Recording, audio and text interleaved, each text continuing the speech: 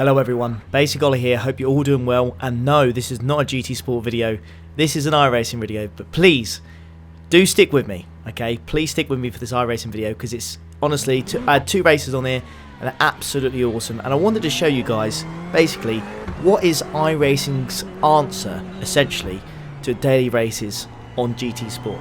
So, I'm in a Ferrari here, a GT3 Ferrari.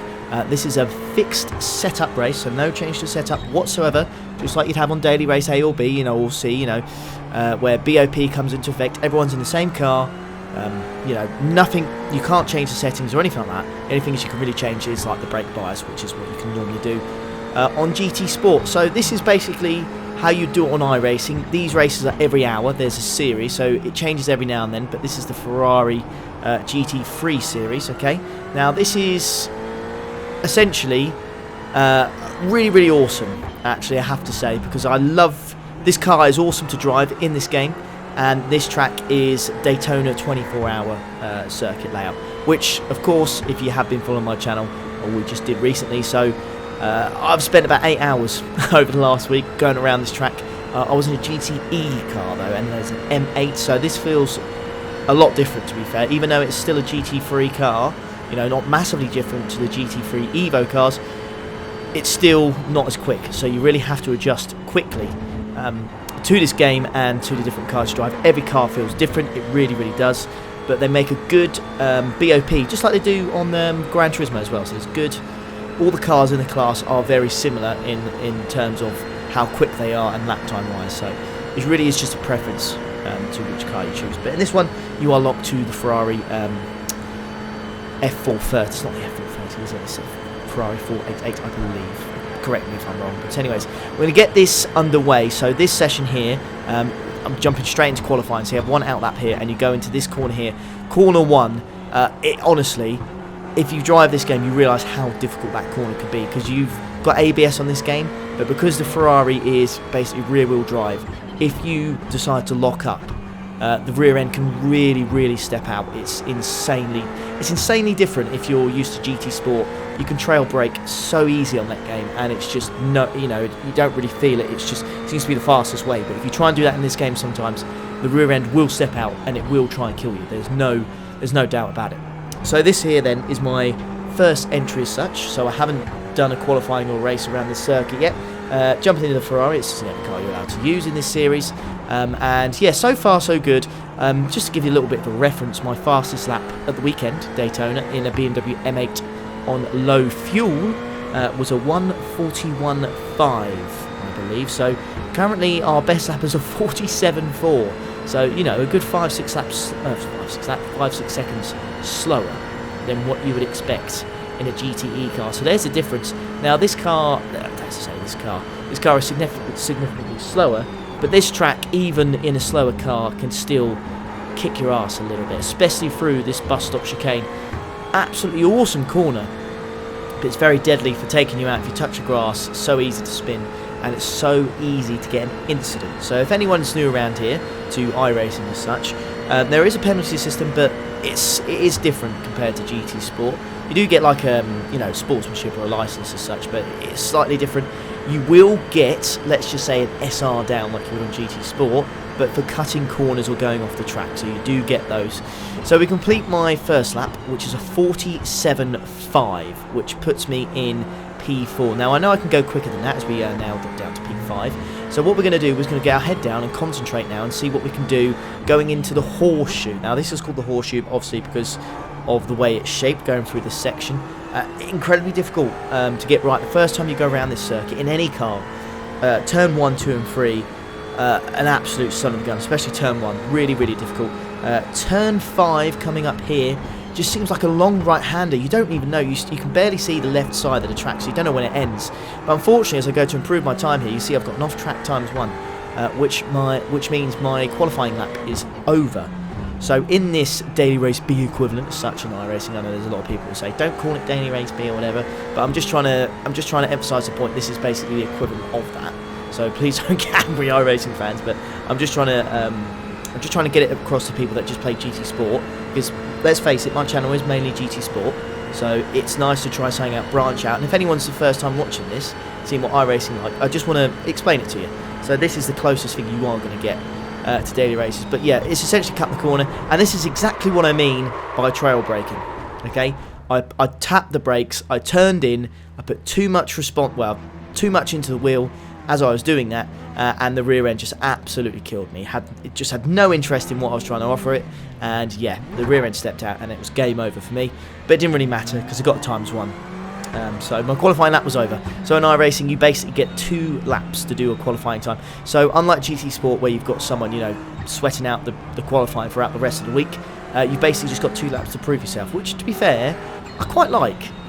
You guys will have to let me know in the comments if you think that would be a good system with GT Sport, instead of people just, you know, jumping in and just qualifying it all week.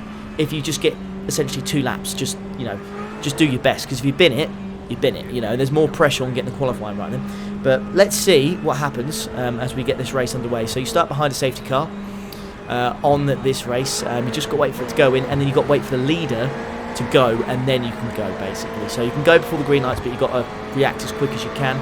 My reactions were not exactly perfect there as you go side by side into this first corner. So easy to lock up, so just take it nice and cautiously. You've got 2 people off already. You've got the lime green Ferrari that's gone side by side with us here. A little bit of a lag connection or issue there. So we did start in P8, but I think that's going to now put us up to P7. As always in iRacing, then you've got to make sure you avoid contact just like that, and you just lock up. And I've gone straight into the back of that guy. Had absolutely nowhere to go. He's going to flash his lights here as if he's annoyed with me, but there's no way I could react to that quick enough, unfortunately. So we do drill into the back of the side of him. Now that's not good, because he's going to have rear damage on his Ferrari, and I'm going to have damage to the front end of my Ferrari, and that will certainly have an effect downforce wise, I should say.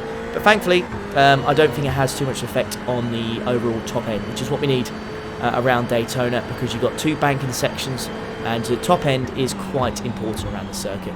So we go through the bus stop chicane, and like I said, really easy to get a ×1 here, or corner cut penalty. We do very well at this point, actually. We go through there, and I think we're on lap 5 now.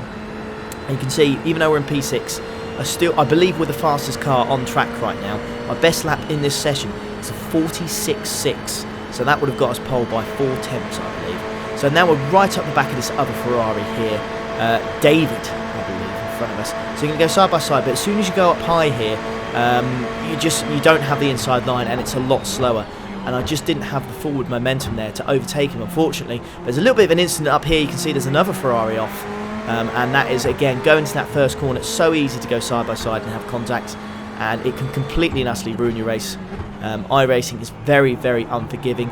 It is definitely a simulator more than a game as such. It's a touchy subject when people talk about iRacing, whether it's a game or a simulator. I like to think it sits, well, it does both, essentially, because it is a game, but it's a simulator at the same time. So it depends how you look at it, I guess. I'm going to try and look at it as both. So that's going to promote us up to P5 now. Now I think that puts us up. I think there's another car that's gone off there. I think that may have put us up to P4 now. Let's have a look. So P1, 2, 3, 4. No, someone didn't go off. It looked like they had, but they hadn't. So we're up to P5 then, still behind David here.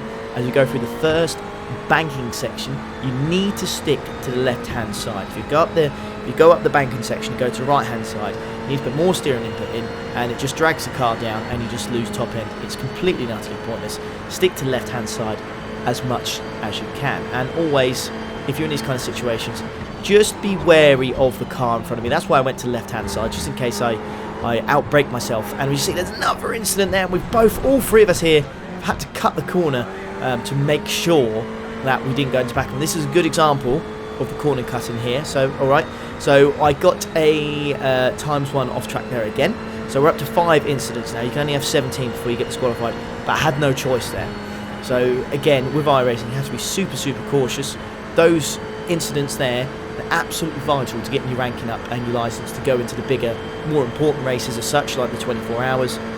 You need to make sure you minimise those as much as you possibly can. Because if you keep getting them, even like a 2 or 3 every single race, it will punish you. You have to be so clean. I know even if it's not your fault, you will get points, like a ×4 sometimes, but that's just the way the system works. They've always run with it, I believe, so I very much doubt they're going to change it. It is frustrating with someone such as myself, like the first lap incident, I had nowhere to go. I got times 4, but in a way, maybe it's the only way you can get it to work, because it kind of forces everyone to be clean. Then you've got no choice. You have to be on your best behaviour at all times. But we go through this corner here then, very, very close to getting the times 1. If you get more than 2 wheels on there, I believe, or 2 solid wheels on the inside of that line, you will get a penalty. Going through this left-hander here then, I like to get 1 wheel on the curb on the left-hand side. You'll see lots of other drivers go to the right-hand side and maybe get a longer, smoother exit going on to the first banking section. Turn 7, massive corners here, I have to say. But it is awesome. I really do love this track, and that's why I enjoyed the Daytona 24-hour endurance race at the weekend so much. It's such a nice track. Really, really nice and wide. Absolutely loads of room for overtaking on the straights and the banking sections.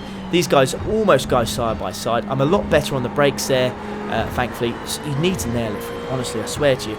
That it's so hard, that set of corners. You wouldn't believe, even after doing 8 hours of it at the weekend, I still don't feel like I can nail it. It's unreal, even though we're in a different car. But anyways, as you can see, I've now got the slipstream of the 2 cars ahead of me now. Well, it's David again, isn't it? So David, we've been following for a while now, actually, and we're 7 tenths behind, but we're getting close. But you can see how much of a difference the slipstream makes there. I was up there by quite a substantial lot. Dave was going to try and go for a move around the outside. It's not really going to work through turn 1. You need the inside of the next left-hander there, and I believe P1 has managed to keep that because he's got the inside line. Simply cannot make a move around the outside there. You have to be very brave, and you have to be on the throttle as soon as you can, because the inside line is the place to be, especially if you're doing qualifying as well. That's where you want to be. But yeah, still stuck behind David then. Oh, so we've got a slow Ferrari on the right hand side there. I'm not quite sure what he's doing there, unfortunately. He must have had an incident, or just really, really slow coming back. I think P1 definitely cut the corner there. But that's how you want to take it from my perspective. You really want to... It's really hard to get that corner right. It's such a long right-hander. You don't see the braking point really too well as you go through it. And the left-hand side, it's just almost... you can't really see it. It's completely blind as you go through it. It's a strange corner to go through, but an awesome one nonetheless. So as we go through this corner once more, the first banking is what we've been calling it all weekend, turn 7, heading up to said bus stop chicane. Now I've lost a bit of time to David here, so I'm going to have to snap out of it. We're looking for the 2 board on the right hand side, so keep an eye out for that. Just braking afterwards. Again, through the bus stop, making sure we don't touch too much grass. Exit here seems to be fine, as long as you've got 1 or 2 wheels on the outside curb, you should be good. And we've got an absolutely awesome launch. But yet again, I'm going to show you my point. So we get an awesome launch out of the bus stop chicane, but as soon as I go up high here to try and overtake him, my momentum is kind of lost, unfortunately, and he's just about getting the toe from the Ferrari in front of him. So we're going to go side by side. Then the white flag comes out. Now the white flag means this is your last lap essentially, so we've got 1 lap to go. We're going to go side by side here. He's got the inside line. There's nothing much I could do really. Like I said, in iRacing, you've got to keep it clean. So this is my first race on this series as such, so I want to make sure I keep it clean as much as I possibly can. 4 temps down. I'm not expecting anything special here. Again, I had to take a completely different line going into the first corner and into the horseshoe section. If you watched the live stream of the weekend, you'll know exactly what the horseshoe section is. I just got mentioned so many times. It's such a deadly place to lose it there. CP1, I reckon he got another instant point there for that, so he's going to have to be careful. 17's not a lot, but it's only a 15-minute race, this one, I believe, so you've got to be careful. You see P1 has gone extremely wide there, completely missing his braking point. I try and get the throttle too much, with too much steering input, and the rear end steps out. But we do manage to get it under control, thankfully, as this is the last lap. So if there's anything we can do here, it's going to have to be on this last lap. As you can see, slipstream once again coming into effect. David is getting very, very close to our friend in the blue Ferrari up top. I am, again, look at it. You can see the time at the top there, just how much I'm gaining, braking after the 2 board on the right hand side. We just got to aim for a nice clean exit here, but I go too wide. You see, I've gone too wide there, and I couldn't get the car under, well, I say under control. I got too much understeer because I was carrying too much speed, and I got ×1. But we are right on the back of this Ferrari here. I've backed off here because even if I go up top again, I'm just going to lose too much time. The idea here was to get the slipstream, maybe sling past him here. You can see P1's in big trouble here. David's going to promote himself to P1 temporarily. We're going to go side by side, and we're going to finish P3 here. But that was the end of the race, and what a hell of a race that would have been at the end there. Literally 2 tenths, I believe, separating all 3 of us. Not even that, maybe just a tenth. You know, photo finish, absolutely awesome. We only got P3 in the end. Probably, to be honest with you, looking back at it as we go and have a look at it, actually, it would have been a little bit cheeky of me there, I think, to have got anything from that, because I did slightly cut the corner as we came out the bus stop chicane. But that was an absolutely awesome race, really, really clean, and I'm really, really glad about that. But we jump into race 2 here, and I set my qualifying time, and I thought I had pole with a 47 flat, but Lucas comes along and sets a 46.9. Gutted, because I don't think I've got a pole on this game yet, so close, but one hell of a lap from Lucas as we jump into lap 2. So again, I'm on the right hand side. It's not a place you want to be. You want to be on the left hand side at 100% for that inside of the first corner, just waiting for the car to get on the way, and he goes, and I'm a bit slow to react there, and the guy from P3 in the sort of yellow, orangey, red livery design, I have to say I do not like that at all. It's not nice. Not a nice colour scheme, I don't think. We see P4 there chucks it up the inside. Again, doing my absolute most here to avoid contacts. The last thing we want is contact and be out of the race after that one. Really close to losing the rear end here. But I do have the inside of this corner that he's outbraked himself. So we're going to be side by side through this right-hander. Thankfully, he thinks better of it. Backs out. I think it's Will in P4 there. And we managed to get ourselves back up into P3. So we've dropped 1 position from the start. It's not crazy. Oh my goodness me. You can see Will. It's so scary on this game. Genuinely, it's so scary how much, you know, someone just approaching you like that, and you think to yourself, oh my god, slightest bit of contact and this is game over for me. I am out. I'm going to get a ×4 as well, which is exactly what I mean. You've got to keep it clean throughout the whole race if you can. It makes such a difference to your licenses as such if you don't keep it clean. But now, approaching, I think, Juan Carlos Montoya. So not Juan Pablo Montoya, but his twin, I'm going to say, called Juan, but has a middle name of Carlos. I don't know where I was going with that. Anyways, braking after the 2 board. There's a little bit of a marker after the 2 board as well. Maybe a little bit of a banner that sticks out. So that's really where you want to brake, to be honest with you. But yeah, now we've managed to dispatch Juan Montoya. Not Juan Pablo Montoya, but that would have been awesome if it was him. But anyways, so we've dispatched of him, and now we're behind Lucas. Now I believe Lucas is the guy that out-qualified us by a 10th, stealing that pole position and ripping our hearts out really from getting our first pole position on this game. But you can see the difference having slipstream here, going through the last banking corner, preparing ourselves for turn 1. Just an absolute launch. I gained so much time. It was ridiculous. As Juan as well, to be fair, gets very, very close. You've got to be careful, constantly checking that mirror up above just to make sure if anyone does go for a dive bomb, just to avoid it. Sometimes in sprint races, maybe not so much, but especially when we were doing a 24 hours, if we felt someone was behind us and they were keen or eager as such to come past, we made damn well sure we let them go, because over a 24-hour period, damage you keep on this game. So you can have optional repairs, but the car's never 100% again. So avoiding incidents at all costs is the #1 priority. The only time it really came into effect was the last 4 or 5 hours. That's when you kind of push for the next. It sounds crazy, but the majority of the race, 60-70% of it, is all about keeping clean. It really is, and then you push on near the end. The amount of cars that ended up retiring because they couldn't do it, unbelievable. But anyways, back to this one through turn 7 once more. You can see keeping close and tight to the yellow line. Just going to see what our friend Lucas here does. He sticks to the left-hand side because he wants the inside going into the bus stop chicane as he just sees us go over to the right-hand side. Squeezes us there just to avoid us, slipping up the outside and then out-braking him and trying to get that toe, or not toe as such, but get that front end into the bus stop chicane and having that car in there first. But yeah, he managed to defend that well, but it doesn't matter because now we have the slipstream once again as we try and overtake Lucas. You can see once more from the bar at the top how much time we're gaining from just simply being in the slipstream here. So we're going to go side by side going into this corner, this left-hander. It's dangerous. It really is dangerous. Just braking for the white line on the right-hand side. He brakes perfectly, to be fair, and you can see from the camera in the top right-hand corner just how close we got. So close. But really, really good, great race, I have to say. Nice and clean. It's so easy for him to just give me a little tap.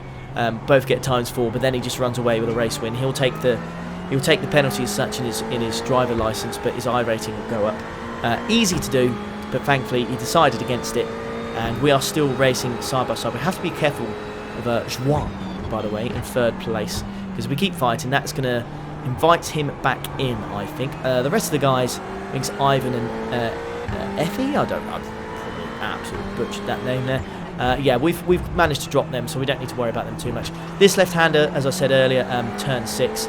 I like to take the nick with that one, and I like to keep it as tight. I don't like going up top here, because I do feel like that's the worst side. I think keeping it nice and tight is the best one. I really do. Even over the 24 hours, I really did think that was the best line to take. And this is why I actually picked this race as well, because I've raced here all weekend, so it should give me a slight advantage. Right, I've got the slipstream here then. Again, I think it would be too much of a lunge, too risky. We're only on lap 3 here. I think it's about 10 laps in total of this race, so end of lap 3 or halfway through lap 3. Way too early on to do any sort of lunge. And besides, if I overtake him, he's going to be the one that's in front of me, so it'd be utterly pointless. And then he'll have the slipstream as we go through the line. So we're going to go side by side here once more. Again, you can see that slingshot effect as such. It doesn't have such a dramatic effect. Now we go side by side. Now what I want is my car to just be in front of his nose so I can get that inside line and protect that position, but it's just not quite enough. Braking perfectly to both of us. We're going to go, I wanted to go side by side with him there, but once again, think better off it. It's just not worth it as you go through that first corner, first corner through the horseshoe. Maybe a dive up the inside. No, can't quite pull it off. Again, minimal contact. If you touch cars on this game, it's so easy to spin them out. It's the last thing you want to do. It really, really is. It really can hamper the rest of your race. And it's not. You can get fast repairs, but these are only 15-minute races, so it will cost you. You'll have to go into pits for 45 seconds, and you know you're 45 seconds down already, and it's just. You're kind of doing the rest of the race thinking, you know, my rating's going to go down, my sportsmanship, whatever's going to go down. It's just like, you know, it's just painful. But if you back out, it's going to make it even worse. So you got to stay in. You got to keep fighting. Lose the rear end a little bit there. Managed to keep it under control though, which is good to see. Okay, right behind Lucas once more, going through turn 7. Do I decide to go for it? That's the question. And if I do, I'm going to have to go around the outside. Now we're so close here. I think we're closest we've ever been here. So we're going to go side by side. I'm going to have to grow some real big plums here. So we're looking for the 2 board. That's the 3. That's the 2. Braking hard as late as I can. But still, Lucas, fair play to him. Set of plums on that boy. And he manages to keep that position. And you get ×1. Which is a little bit annoying. We cut the grass there. And the game thinks, yep, you're definitely going to get ×1. We can see Juan now in our mirror. So he's now right up behind us. So only 3 temps here separating the top 3. Now I do get an awesome launch here, side by side, and now the difference here is when I go side by side, I'm not actually going uphill. As you can see, it's 3 by 3 once more as we cross the finish line. Absolutely awesome racing here, I have to say, and we are super close with Lucas, and I think I just about nailed that braking point. Got that absolutely perfect. You can see the car almost not wanting to comply. It was literally on the edge of what the car could do, and we're going to go into this corner here, turn 3 as such. We're going to go side by side, but finally after lap 5 we managed to get that position and we're up to P1, which is absolutely awesome. Really good racing with Lucas there, so massive shout out to him. Absolutely epic racing. He's racing with Juan now, but the question is, can we keep this position, because it's going to be a bit of role reversal now. So we go to lap 6 here, so just 1 lap later. Now he has a slipstream on me. Now I go to the left and then go to the right, but he again, he's so brave on those brakes. You can see his car almost he was almost lost control there. It was a bit squeamish, and he's done very well to keep it under control. And we've dropped Juan here, so he's 8 temps behind, now 9 temps, but we've got the slipstream. So once more, what are we going to do here? We're going to have to go side by side again, aren't we? So we're going to go side by side, but it's quite late on in the corner, so maybe, just maybe, I'll have the momentum here once more to get that P1 position. I think you can see just how close we are to him. I just sneaked my car in front of his. We're going to have to go through this section once more. We're going to have to brake side by side yet again. It's unreal how close that is and how good the racing is through that first corner. Fantastic, honestly. So close. A little bit of contact and we are both out. But unfortunately, as good as the racing can be, it can also be pretty bad. And unfortunately, I know from the races he never would have meant that, and he just slammed into the back of me there, and I've hit the wall, and that was the race over. But we're going to go over it. It's a good thing, honestly, when things like this happen, it's so good to just keep a cool head and then look back at it. And iRacing has a very, very good replay option, actually. So what we're going to do here, we're going to pull over, and before we put any blame on anyone, we're going to have a look at this. We're going to have a look back at this. So this is me in P1. I feel like I've got the racing line here. And I feel like from this angle, he kind of just goes into the back of me. Alright? But now we need to look at it from his perspective. Alright? Let's see what happens from on board of him. So he's right behind me here. Now he's on the left-hand side. And he brakes at the same time as me. But I'm coming in. So I have shorter braking distance. And he just goes into the back of me there. It's a real tough one to call that. It really, really is. You could say I went across him. But that is the racing line. So I don't know, guys. I don't know. Probably not the best way to end the video, but honestly, iRacing, when you have really good races, it's just incredible. And I really hope I've, shown you guys how good this game can be. All right, and I really hope you enjoyed it as much as any GT Sport video. And fingers crossed, if you did, you'll leave a like, potentially subscribe, and you'll want to see more of these. So if you did, please do like the video, subscribe if you are new around here, and I'll catch you for the next one. Take care. Ta-da.